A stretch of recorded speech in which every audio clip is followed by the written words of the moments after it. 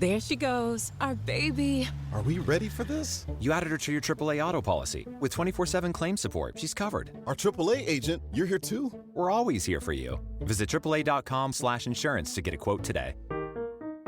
Finally, vacation. And I have COVID-19, and I exposed you. Let me call my doctor.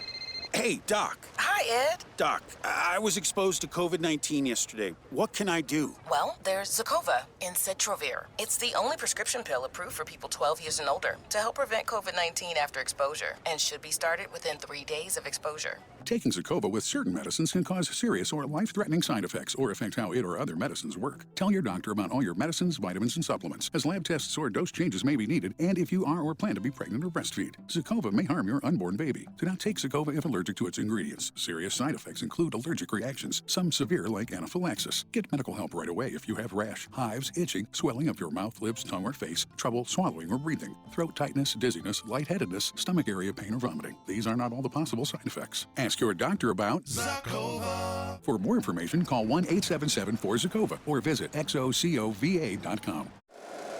Every team, every topic, everywhere. This is Believe. Looking for these better days. It is Friday, August 28th. I'm Scott Seidenberg. Here's what you need to know to make today a better day. NFL preseason week 3 kicked off with 4 games last night. A full schedule of games coming your way here tonight. We will continue our 32-32 team previews with today's team, the Buffalo Bills. The college football season got kicked off last night on the FCS level. Week 0 at the FBS level gets kicked off tomorrow. And we will have a preview of tomorrow's card here on this episode of Better Day, presented by FanDuel. We start in the NFL, where last night, week 3 of the preseason kicked off with 4 games. The Bills, who will be our 32-32 preview coming up here in just a couple of minutes, defeated the Steelers in come-from-behind fashion 28-27. Steelers cover as 1.5-point dogs. Shane Buechele started and played the entire game for the Bills. 26 of 38 passing, 196 yards, no touchdowns, no picks. For the Steelers, Drew Aller, 9 of 18 for 88 yards, no touchdowns, no picks. Will Howard, 9 of 15 passing for 69 yards, 2 touchdowns, and an interception. And after the game, Steelers head coach Mike McCarthy said that all 4 quarterbacks that played during the preseason deserve roster spots. We know Aaron Rodgers is the starter. Mason Rudolph is your veteran backup. And then you have, second-year quarterback Will Howard and the rookie Drew Aller, who shines really in their first preseason game. Someone's going to be the odd man out. Like, no one's keeping 4 quarterbacks. So you have to decide what you want to do if you're the Pittsburgh Steelers. Do you keep both your young quarterbacks and you let go of a veteran backup that you might need if your 42-year-old quarterback goes down with an injury? Or do you let one of these backups go? I mean, you're not going to keep them on the 53-man roster. Is somebody else going to go out there and pick up one of these youngsters? Or are you just going to burn a roster spot by having 4 quarterbacks? So something that the Steelers will have to figure out what to do. Steve Fezzik did have a play on the Steelers last night. We gave it out up on betterday.com at +1.5, and they did cover, losing by just 1. And that's the thing when it comes to preseason. I mean, we've talked about it before. The key numbers are different in the preseason than they are in the regular season, right? Like, teams go for 2, no one plays for the tie. It's just a different game in the preseason. And I looked up, and I talked about this on the Better Day Football Show yesterday, which, by the way, you can watch on YouTube, and you can also listen to it right here on the Better Day podcast feed. Myself and Steve Fezzik were live out at Circa for Ultimate Contest Sign-Up Weekend. So we talked a lot of NFL, a lot of contest stuff, but we talked about NFL preseason key numbers. And if you go for the start of the 2021 season and you look at the most common margin of victory in the preseason, the number 3 is the most common margin of victory, and that's not going to surprise you because number 3 is the keyest number in all of football, right? So the number 3 is the most common result of games, finishing with the number of 3. The second greatest number, the second number that shows up the most, is the number 1. Games decided by 1 point is the second most likely outcome in a preseason game since the start of the 2021 preseason. The number 3 and then the number 1. So the fact that, plus 1.5, very important. The Steelers covered it. Not a surprise. It's okay to take the plus 1.5 in the NFL preseason. Other preseason results from last night, and there was only 4 games on the schedule last night. The Browns defeated the Patriots 37-13 as they get their 1 win of the preseason. So Bills improved to 3-0 in the preseason. The Browns were 0-2. They get the win, so they finish 1-2. 49ers defeated the Raiders 18-12, and the Rams finished the preseason 3-0 as they beat the Chargers 20-18. So that was a 2-point margin. As far as the favorites were concerned, it was actually a night of the dogs. All 4 dogs covered. But we had one favorite win outright, and that was the Buffalo Bills. But all 4 dogs. So literally, I talked about how preseason week number 3 has been dominated by the favorites, and historically it has been, but this preseason has been dominated by the dogs. It was 25-7 ATS underdogs going into last night's preseason games, now 29-7 against the spread, and we'll see if the favorites bounce back here on Friday of the NFL preseason, where we have a bunch of games on the schedule for tonight, and then only 2 more games tomorrow on a busy college football day. But the Lions are at the Colts and the Bears are at the Titans. Those are your 2 Saturday games, wrapping up week 3 of the NFL preseason. Other news around the NFL yesterday, Packers running back Josh Jacobs was charged with 2 misdemeanors. That is following an arrest that occurred a couple of months ago for an alleged domestic violence incident. The NFL now has to decide if they are going to suspend Josh Jacobs or wait until the legal process plays out. So they can suspend him to start the year, or they can wait until it's determined what happens with him. An NFL spokesperson said, quote, "We have been closely monitoring all developments in the matter, which remains under review." And the Packers said, quote, "We will continue to cooperate with the NFL as we work through the process. We will have no further comment at this time," end quote. Jacobs is scheduled for a court appearance on November 17th. So there's a risk with Josh Jacobs. He could be suspended at some point this season. It could be to start the year. It could be after the legal process plays itself out, or it could not be this year at all. And what his lawyers could do is try and push this legal process out, and then it doesn't get adjudicated during the season, and it winds up happening after the season, and then he's suspended next year if, in fact, like he's convicted, or the NFL just decides to do that. So a lot of moving parts here when it has to do with a player pending a legal situation and what the NFL decides to do with a suspension or not.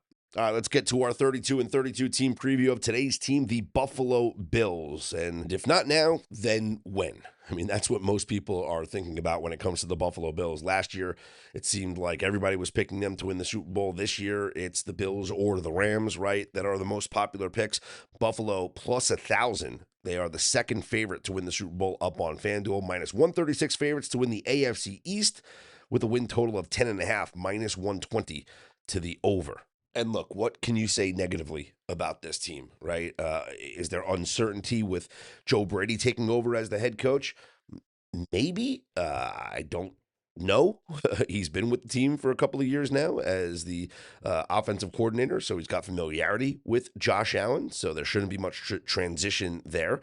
DJ Moore comes in at wide receiver, which gives Josh Allen another big-time weapon. Edge rusher Bradley Chubb is now on the defensive side of things, so another top-tier pass rusher to get after the quarterback. And then there's the schedule. It's a first-place schedule, so it's going to have its fair share of difficult games. At the Rams on Monday, October 12th, against the Ravens on Sunday, November 1st. You host the Kansas City Chiefs on Thanksgiving, and then you have to go to the Denver Broncos on Christmas.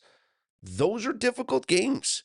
Now, in the division, you'll play Miami and New York twice each, and they should win all 4 of those games. At worst, maybe they only win 3 of those games. And let's say you earn a split with New England, you're sitting at 4 or 5 wins right there. They also play the Raiders and the NFC North, so you could pick up a 6th win or a 7th win and then a couple of wins against the NFC North. And yeah, this team should win double-digit games. I like the over. I think they are at least an 11-win team because they are that good. And Josh Allen could win his 2nd MVP award. I'm very curious how the new stadium is going to play out. I mean, we've talked about this earlier, but not many people are aware of the new construction at the new stadium, which is supposed to mitigate the wind conditions. Now, I know there were some conflicting reports during the preseason or during their practices when, they were the fans were saying about the obstructed view and the small video boards, and some people were talking about the wind, but the engineers designed that stadium to mitigate the effects of wind at field level. And I think the only time we're really going to see it is when there is a really windy day in Orchard Park. And that's the moment where I want to fade the market and take the over, because we found out from the engineer by watching Hard Knocks a couple of years ago that at field level, you won't feel the effects of the wind because of the way the stadium is designed. And so when it's a windy day in Buffalo and everybody's talking about windy unders and the market suppresses the total because of wind outside, we're going to pivot and we're going to bet the over on a deflated number, because we know that, at least according to the engineer, the field level wind won't be felt the same way as the swirling winds outside the stadium. But I guess we'll have to wait until we get our first windy game in Buffalo to truly see if we feel those effects or not. Look, it's Super Bowl or bust for this team, and I think they know that. I started this segment by saying, if not now, then when? It wasn't last year. Maybe it's this year with all the new acquisitions that they have and with Joe Brady taking over at head coach. The Bills have made the playoffs for 7 straight years. It's got to happen sooner rather than later. This is the window. I did pick the Buffalo Bills to reach the Super Bowl in the VSiN NFL betting guide. I'm standing by that selection. Now, I picked them to win the Super Bowl last year, and that was wrong, but I do have them making the Super Bowl this year. I think the best bet for this team is the minus 136 on them to win the AFC East, because I think New England takes a step back this year. I don't see them winning 14 games like they did a season ago, but Buffalo's going to be right there as an 11, 12, 13, maybe more win team. So give me the Buffalo Bills minus 136 to win the division as the best bet on the Buffalo Bills. Baseball fans, think you know who's hitting a homer today? Well, FanDuel is giving you a free chance to call your shot with Daily Dingers. Joining the action's easy. Just make your free pick on who's hitting a home run in their game, and if you're right, you'll get a profit boost to use on your next bet for a chance at extra winnings. You've got nothing to lose and a lot to gain. And don't forget, you can make a free pick every day during MLB season. It's just another way FanDuel is home for home runs. So, are you ready to play your game today? Join all the action at FanDuel.com/believe. That's FanDuel.com/believe to play Daily Dingers and make your free pick on who's hitting a homer. Play ball and swing for the fences on FanDuel, an official partner of the MLB. 21 plus in select states. For Kansas, in affiliation with Kansas Star Casino. 18 plus D.C., Kentucky, Wyoming. No purchase necessary. Opt-in required. Bonus issued as a non-withdrawable profit boost tokens. Restrictions apply, including any token expiration and max wager amount. See terms at sportsbook.fanduel.com. Gambling problem? Call 1-800-GAMBLER or 1-800-MY-RESET. Call 1-888-789-7777. Visit ccpg.org/chat in Connecticut. Visit mdgamblinghelp.org in Maryland. Visit gamblinghelplinema.org. Call 800-327-5050 in Massachusetts. Call 1-877-8-HOPE-NY. Text HOPE-NY New York. Call 1-877-770-7867 in Louisiana. College football got kicked off last night with FCS games in week 0. Tomorrow, the FBS schedule kicks off, of course, with the first game in Dublin, Ireland between TCU and North Carolina. Yesterday, I was a guest on Cofield and Company on ESPN Radio here in Las Vegas. I go on with Steve Cofield every single Thursday, so you guys can listen to Cofield and Company and check out my hits there. Yesterday, Steve Cofield and Jeff Parles wanted to talk about college football week 0. Here was my conversation. Scott Seidenberg with us at Scott's On Air up on Twitter. I like this Week 0 slate. Now, I'm involved in one of the games working it with the UNLV-Memphis game. We'll get to that in about 4 or 5 games. But from a storyline standpoint, and again, there's a lot of unknowns. What are you thinking on Belichick and North Carolina in Dublin against TCU? Because it seems like everyone is pounding the Horned Frog side. Yeah, we've seen this line move significantly. It got as high as 9.5. I'm seeing it circa right now, which is crazy. And if you're looking at, like, from both sides, which side do you trust more? It's hard not to say you trust TCU more, even though they have the Harvard transfer coming in at quarterback, and we will find out what we're going to see from this offense, which is probably going to slow it down this year as opposed to, where they've been in the past under Kendall Briles. It's Samus now running the offense, so it should be a little bit slower. But you trust their talent more than what North Carolina has. And I know Bobby Petrino comes in to run the offense for Bill Belichick, and they named Billy Edwards Jr., the kid from Wisconsin, now the starting quarterback. They still have a talent discrepancy. They still are a team that underperformed last year significantly. So I think people are kind of remembering what happened last year. And with Stephen Belichick being away from the program because of medical issues, we don't know what's going on with that defense. The whole drama that happened this offseason with their general manager, Lombardi, a guy that we know in town very well. There's just a lot of distractions going on with North Carolina. Now, that's not to say there's no distractions going on with TCU. They're banning credentials from media reporters that are reporting about the fight that occurred in the locker room where their safety got dismissed from the team for putting their wide receiver in the hospital. So they have their own fair share of drama. But from a talent perspective, TCU has a lot more to offer than North Carolina here. My best bet ultimately for this game is the under. We've seen 3 straight games in Dublin reach only 45 points. I think both of these teams start out slow. I think both of them have difficulties running the football.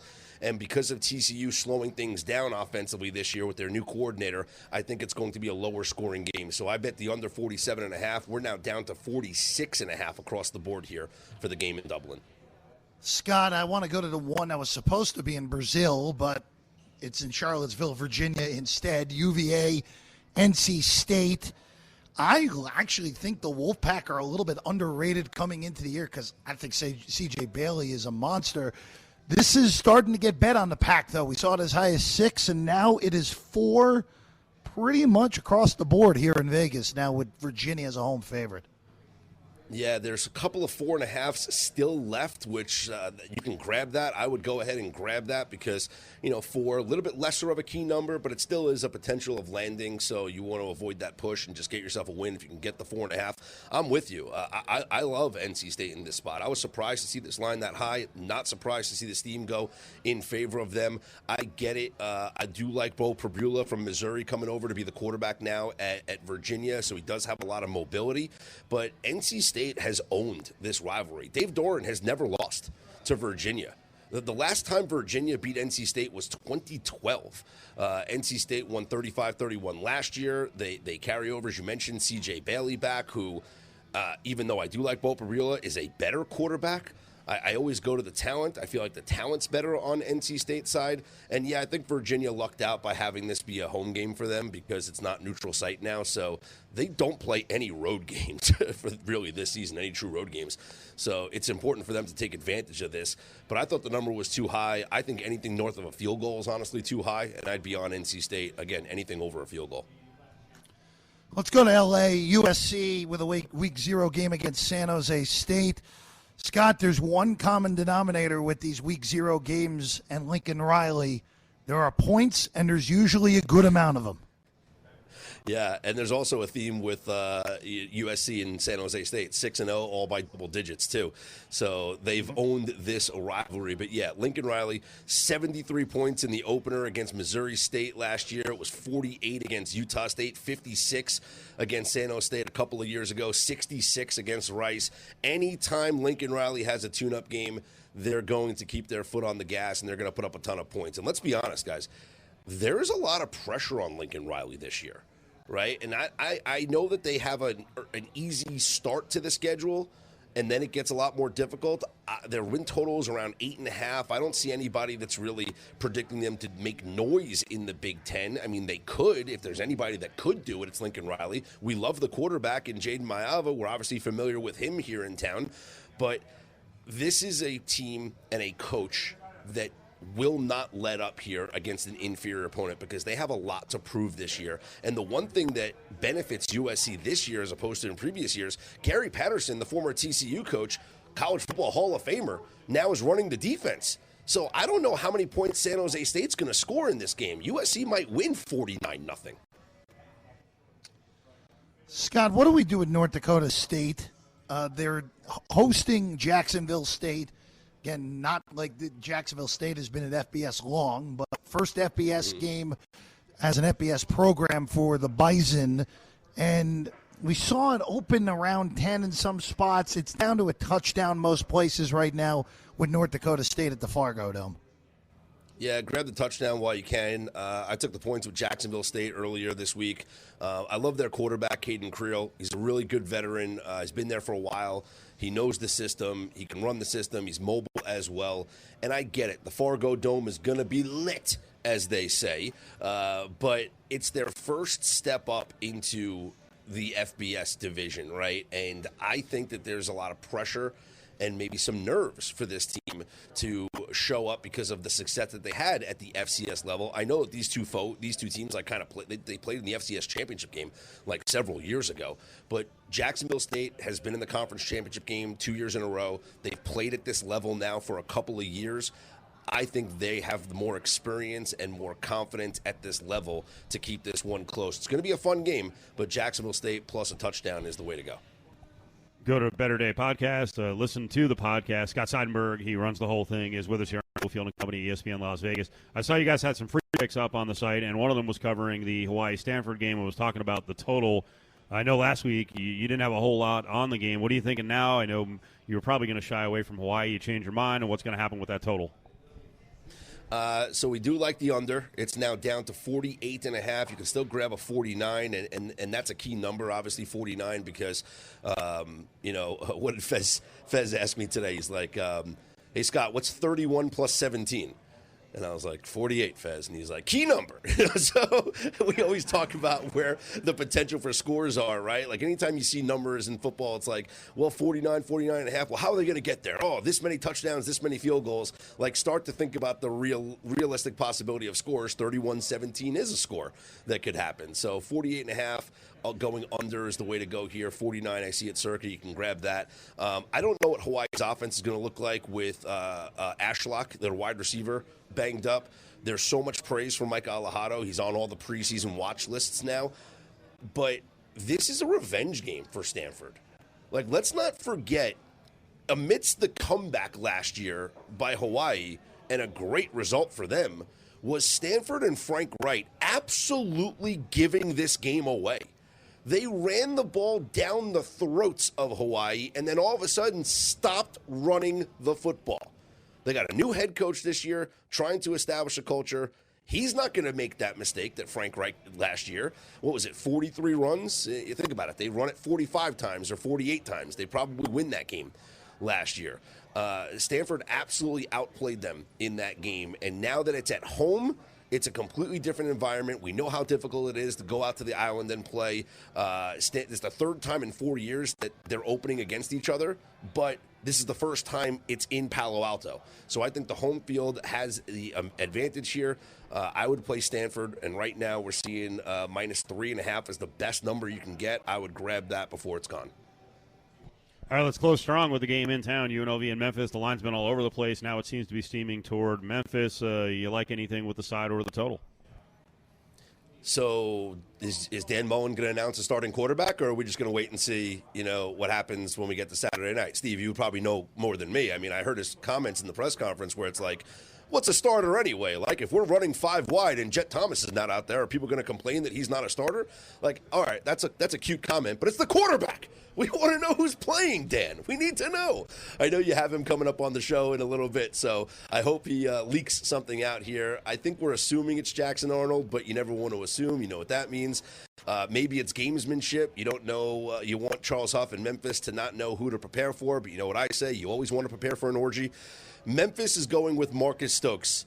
And this kid, people forget, and if you do your research on Marcus Stokes, this kid was a Penn State recruit who then flipped and committed to Florida.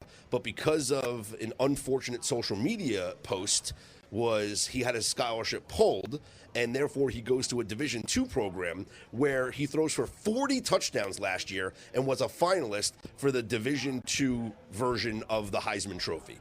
Memphis's offense is going to be good, even though all 11 starters on defense are transfers. So we don't know exactly what to do with them as a whole. I think it's a close game in the first half that opens up more in the second half. I'd be looking at a live over if we get a couple of stalled drives to start the game because, like I said, you have new quarterbacks coming over, whether it's Jackson Arnold starting for UNLV or Stokes starting for Memphis. The first couple of drives might be slow for these quarterbacks, but then I think it opens up in the second half. So total right now sitting at 56.5. Get something in game. If the first quarter is a little bit low scoring, play a live over because I do think the second half will open up Saturday night. You can listen to Cofield and Company weekdays 3 p.m. to 6 p.m. Pacific time. You can follow them on Twitter at Cofield and Co. You can follow Steve Cofield on Twitter at Steve Cofield. Make sure you download the Better Day mobile app available on your iPhone or Android device. Get the latest picks by becoming a Better Day Premium member. Get full access to our data, our databases, and our trench reports by becoming a Better Day Insider. You can learn more by clicking the links on the homepage at betterday.com or just sign up directly in the mobile app. I'm Scott Seidenberg. Here's hoping you make today and every day a better day.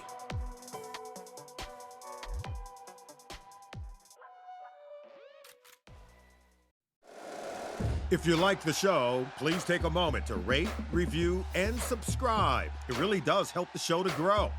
Thank you for listening.